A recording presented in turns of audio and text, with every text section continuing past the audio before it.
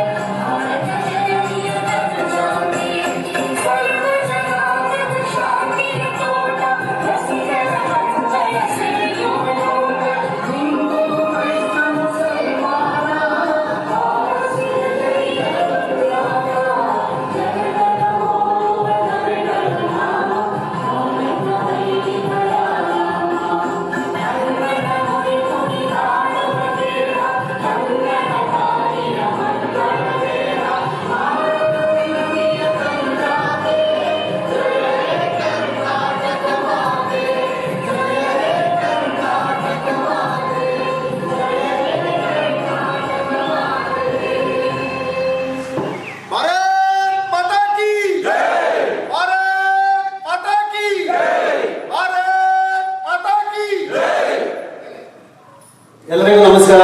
ಗಣರಾಜ್ಯೋತ್ಸವದ ಶುಭಾಶಯಗಳು. ಇವತ್ತು ನಾವು ನಿಮ್ಮ ಮುಂದೆ ಸಿಆರ್ ಕನ್ನಡ ವಾಹಿನಿ ಮತ್ತು ಕರ್ನಾಟಕ ಗಾಂಧಿ ಸ್ಮಾರಕ ನಿಧಿ ಇವರ ಒಂದು ಸಹಯೋಗದಲ್ಲಿ ನಮ್ಮ ಆತ್ಮೀಯರಾದಂತಹ ಮತ್ತು ಸ್ನೇಹಿತರಾದಂತಹ ನಿಮ್ಮೆಲ್ಲರ ನೆಚ್ಚಿನ ಅಧಿಕಾರಿಯಾದಂತಹ ಬಸವಲೆ ಸಿದ್ಧಲಿಂಗಪ್ಪ ಪೂಜಾರಿ ಅವರ ಒಂದು ನೇತೃತ್ವದಲ್ಲಿ ನಾವು ಇವತ್ತು ನಮ್ಮ ಇಡೀ ರಾಜ್ಯಾದ್ಯಂತ ಒಂದು ದೊಡ್ಡ ಅಭಿಯಾನವನ್ನು ಆರಂಭಿಸ್ತಾ ಇದ್ವಿ. ಏನ್ ಅಭಿಯಾನ ಅಂತಂದ್ರೆ ಮಹಾತ್ಮ ಗಾಂಧಿಯವರ ಆತ್ಮಕಥೆ ನನ್ನ ಸತ್ಯಾನ್ವೇಷಣೆ. ಈ ಕೃತಿ ಬರೆದು ಒಂದು ಶತಮಾನ ಆಗಿದೆ. ಈ ಶತಮಾನ ಆಗಿರ್ತಕ್ಕಂಥ ಕೃತಿಯನ್ನು ನಾವು ಇಡೀ ರಾಜ್ಯಾದ್ಯಂತ ನಿಮ್ಮಂತಹ ವಿದ್ಯಾರ್ಥಿಗಳಿಗೆ ಮಕ್ಕಳಿಗೆ ತಲುಪಿಸ್ತಕ್ಕಂಥ ಉಚಿತವಾಗಿ ಅವ್ರು ಓದಿ ಒಂದು ಅಭಿಯಾನವನ್ನ ನಾವು ಶುರು ಮಾಡ್ತೇವೆ. ಅದು ನಿಮ್ಮ ಕಾಲೇಜಿಂದ ಶುರು ಮಾಡ್ತೀವಿ ಅಂತ ಒಂದು ಸುವರ್ಣ ಅವಕಾಶವನ್ನ ಮಾಡಿಕೊಟ್ಟಿದ್ರೆ ನೀವೆಲ್ಲ ಮಾಡ್ಕೊಟ್ಟಿದ್ದೀರಾ, ನಮ್ಮ ಸರ್ ಮಾಡ್ಕೊಟ್ಟಿದ್ದಾರೆ. ಅದಕ್ಕಾಗಿ ನಿಮ್ಮೆಲ್ಲರಿಗೂ ಧನ್ಯವಾದಗಳು. ಮತ್ತು ಈ ಗಾಂಧಿ ಆತ್ಮಕಥೆಯನ್ನ ಯಾಕೆ ಓದಬೇಕು ಅಂತಂದ್ರೆ ಇದನ್ನೇ ಯಾಕೆ ನಾವು ಆಯ್ಕೆ ಮಾಡೋದು ಅಂತಂದ್ರೆ ಇದು ಸ್ಕಿಲ್ ಡೆವಲಪ್ಮೆಂಟ್. ಗಾಂಧಿಯ ಮುಖ್ಯ ಆಶಯ ಗ್ರಾಮ್ ಸ್ವರಾಜ್.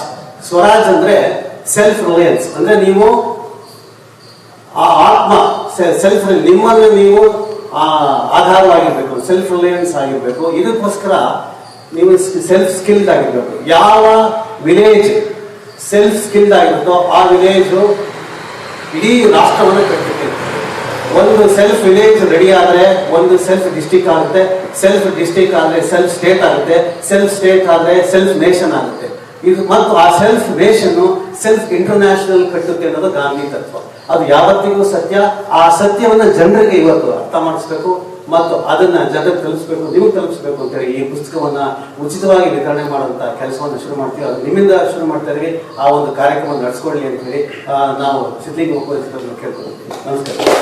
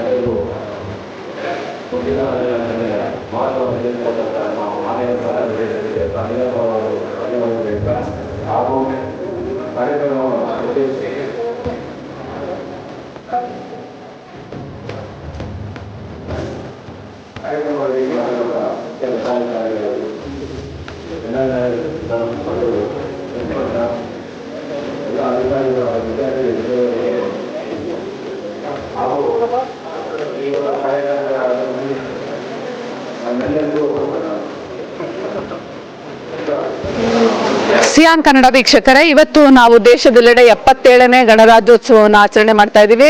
ಇವತ್ತು ಸಿಯಾನ್ ವಾಹಿನಿ ಮತ್ತು ಗಾಂಧಿ ಸ್ಮಾರಕ ನಿಧಿಯಿಂದ ಮೊದಲ ಬಾರಿಗೆ ಇವತ್ತೇ ಮೊದಲ ಕಾರ್ಯಕ್ರಮವಾಗಿ GTTಯಲ್ಲಿ ಮಕ್ಕಳಿಗೆ ಒಂದು ಗಾಂಧಿಯ ಆತ್ಮಕಥೆ ಪುಸ್ತಕವನ್ನು ಕೊಡಲಾಗಿದೆ. ಇಲ್ಲಿ ವಿದ್ಯಾರ್ಥಿನಿಯರಿದ್ದಾರೆ, ಅವರನ್ನ ಕೇಳೋಣ.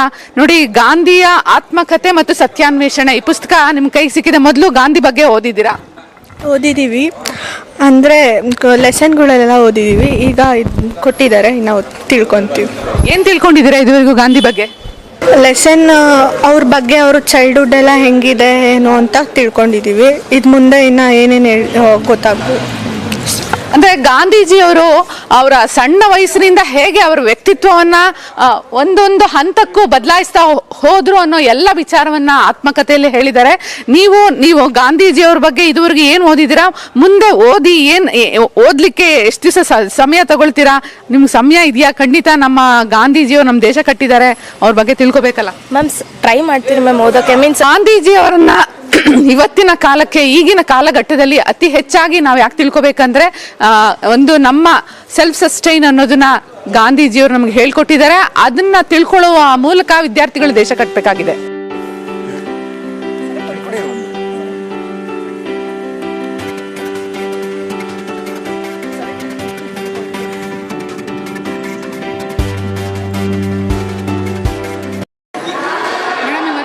ರಾಜ್ಯೋತ್ಸವ ಮತ್ತು ಗಾಂಧಿ ಆತ್ಮಕಥೆಗೆ 100 ವರ್ಷ ಆಗಿದೆ.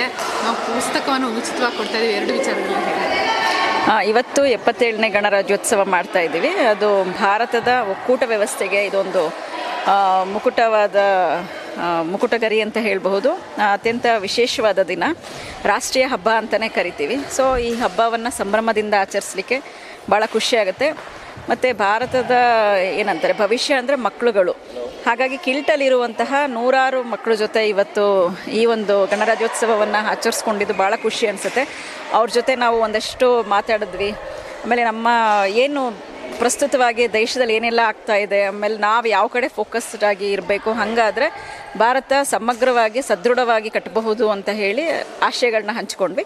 ಕಿಲ್ಟ್ನ ನಿರ್ದೇಶಕರಾದ ಡಾಕ್ಟರ್ ಸಿದ್ದಪ್ಪ ಪೂಜಾರಿ ಸರ್ ಅವರು ಭಾಳ ಪ್ರೀತಿಯಿಂದ ಆಹ್ವಾನಿಸಿದರು. ಇದು ನನ್ನ ಲೀಡ್ಕರ್ ಸಂಸ್ಥೆಗೂ ಕೂಡ ಇದರಲ್ಲಿ ಒಂಥರ ಸಹೋದರ ಸಹಭಾಗಿತ್ವ ಇರೋದ್ರಿಂದ ಭಾಳ ಖುಷಿಯಿಂದ ಬಂದೆ. ಮತ್ತು ಈ ಕಾರ್ಯಕ್ರಮದಲ್ಲಿ ಭಾಗವಹಿಸಿದ್ದು ಖುಷಿ ಅನ್ನಿಸ್ತು. ಜೊತೆಗೆ ಗಾಂಧೀಜಿಯವರು ದೇಶದ ರಾಷ್ಟ್ರಪಿತ ಅಂತ ಕರೀತಾರೆ, ಮಹಾತ್ಮ ಅಂತ ಹೇಳ್ತಾರೆ ಅವ್ರನ್ನ. ಅಂತ ನನ್ನ ಪ್ರೀತಿಯ ಬಾಪೂಜಿ ಅವ್ರದ್ದು ಆತ್ಮಕಥೆ 100 ವರ್ಷಗಳನ್ನ ದಾಟಿದೆ ಅಂತ ಹೇಳಿದ್ರೆ ಭಾಳ ಖುಷಿ ಅನಿಸುತ್ತೆ. ಅದು ಹೆಚ್ಚು ಜನರಿಗೆ ಮುಟ್ಟಬೇಕು. ಏಕೆಂದರೆ ಸತ್ಯಾನ್ವೇಷಣೆ ಮಾಡಿದ್ದು ಮತ್ತು ಅವ್ರ ಮೇಲೆ ಅವರೇ ಪ್ರಯೋಗಗಳನ್ನ ಮಾಡಿಕೊಂಡಿದ್ದು, ಅದನ್ನು ನಿರ್ಭೀತಿಯಿಂದ ನಿರ್ಭೀಡೆಯಿಂದ ಬರ್ಕೊಂಡು ಜಾಗತಿಕ ಮಟ್ಟದಲ್ಲಿ ಅದನ್ನು ಸಾರೋದು ಬಹಳ ಕಷ್ಟ. ಏಕೆಂದರೆ ನಮ್ಮ ಬದುಕೆ ಒಂದಿರುತ್ತೆ, ನಾವು ಹೇಳ್ಕೊಳ್ಳೋದೇ ಒಂದಿರುತ್ತೆ. ಆದರೆ ನಡೆ ನುಡಿ ಎರಡರಲ್ಲೂ ಒಂದೇ ರೀತಿಯಾಗಿ ಇದ್ದಂತಹ ಮಹಾತ್ಮ ಗಾಂಧೀಜಿಯವರು. ಹಾಗಾಗಿ ಅವರ ಆತ್ಮಚರಿತ್ರೆ ನಾನು ಓದಿದ್ದೀನಿ. ಅದು ನಮಗೆ, ಏಕೆಂದರೆ ನಾವು ಶಾಲೆಯ ದಿನಗಳಲ್ಲೆಲ್ಲ ನಮಗೆ ಅದೊಂದು ಆದರ್ಶ ಇರ್ತಿತ್ತು. ನೀತಿಕತೆಗಳನ್ನ ಓದಬೇಕು, ಇಂಥದ್ದನ್ನೆಲ್ಲ ಓದಬೇಕು, ಅದೇ ಹೇಳ್ಕೊಡ್ತಾ ಇದ್ರು. ಹಾಗಾಗಿ ಅವ್ರದ್ದು ಆತ್ಮಕಥೆ ಓದಿರೋದ್ರಿಂದ ಅದನ್ನ ಮತ್ತೆ ಇನ್ನೊಂದು ಸರ್ತಿ ಮೆಲುಕು ಹಾಕ್ತೀನಿ. ಈಗ 100 ವರ್ಷ ಆಗಿರೋದ್ರಿಂದ ಇನ್ನೊಂದು ಸರ್ತಿ ಅದನ್ನು ಓದ್ತೀನಿ.